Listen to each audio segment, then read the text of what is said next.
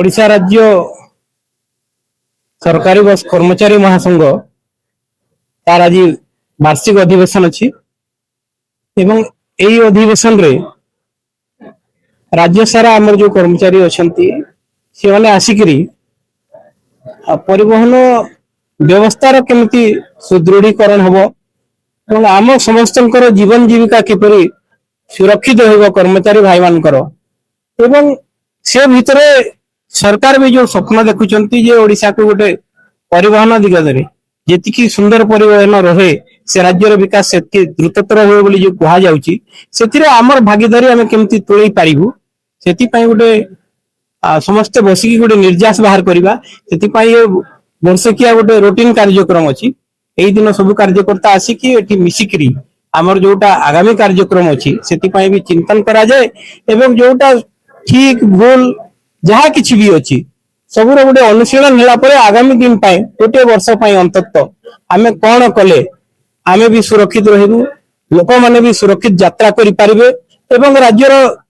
सामग्रिक विकास धारे आमर अवदान रही पार से हिसाब से कार्यक्रम दिनिकिया कार्यक्रम लक्ष्य अच्छे नटवर आचार्य उपदेष्टा ओडिशा राज्य निगम कर्मचारी महासंघ एवं आज जो अधिवेशन ओडिशा राज्य निखिल ओडिशा राज्य सड़क परिवहन कर्मचारी महासंघ से आम ओडिशा राज्य निगम कर्मचारी महासंघ एवं ओडिशा कर्मचारी संग्राम समिति एक अंतर्भुक्त संगठन से दाबी गुड़िक दाबी दुआ निहाती जुक्तियुक्त विचार करिवार कथा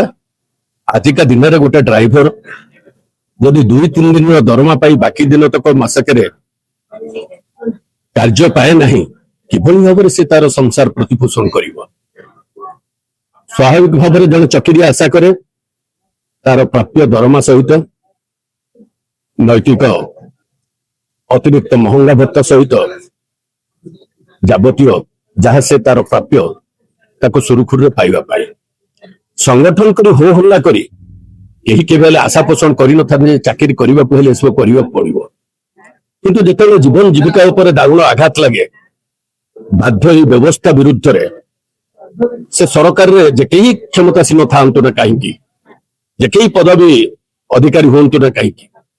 स्वाभाविक भाव में विद्रोहर स्वर उत्तोलित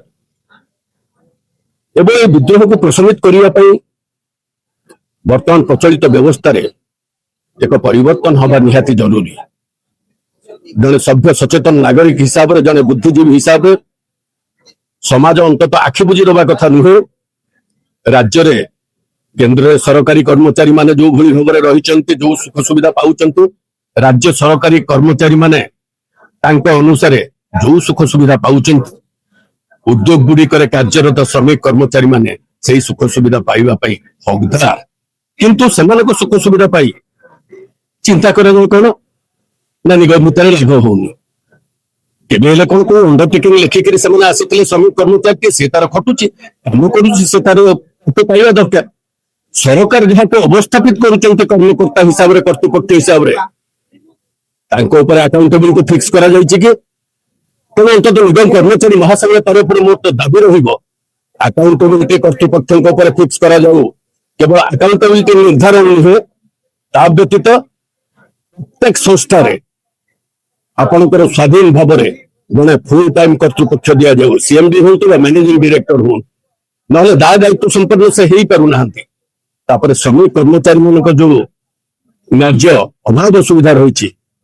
सरकार कि प्रशासन कि बुझा उचित नुहे कहीं से भितर विद्रोह जदि प्रशमित न हुए जदि से न्यायोचित दाबी दुआ पूरण न हुए आगामी दिन में विस्फोरण सृष्टि कर विस्फोरित समस्या पाई सरकार सचेतन है कर्मचारी प्रति उदासीन न हूँ यहाँ मोर निवेदन। शुभेंद्र राउतराय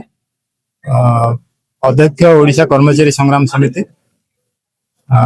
एफिलिएटेड यूनिट हिसाब से आम आज ये प्रोग्राम रे एसोसिएटेड एवं आंको ये जो staff association road transport staff association मु भी एडवाइजर अच्छे फैक्ट हूँ जे गोटे कार्डिनाल डिपार्टमेंट ये लोक सेवा दब जनसाधारण सेवा दब रास्ता घाट रे एठू नहीं छाड़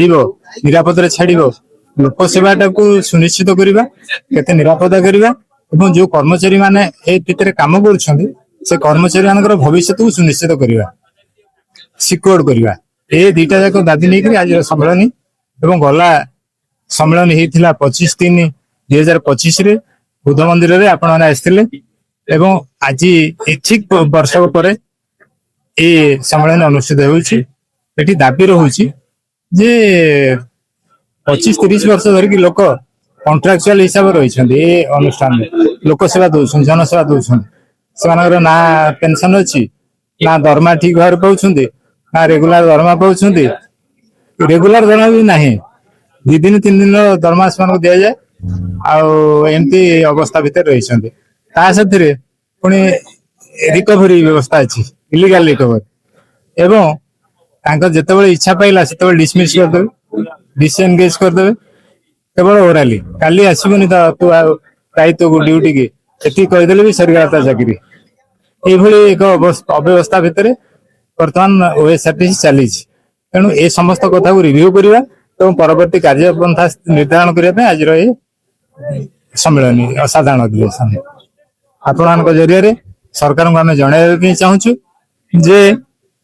ସରକାର ଏ ସମସ୍ତ ସମସ୍ୟାକୁ ହୃଦୟଙ୍ଗମ କରନ୍ତୁ, ସମ୍ପାଦକୀୟ ବିବରଣୀରେ ଯାହା ଦାବି ରହିଛି ସେ ଦାବି ଗୁଡିକୁ ପୂରଣ କରନ୍ତୁ।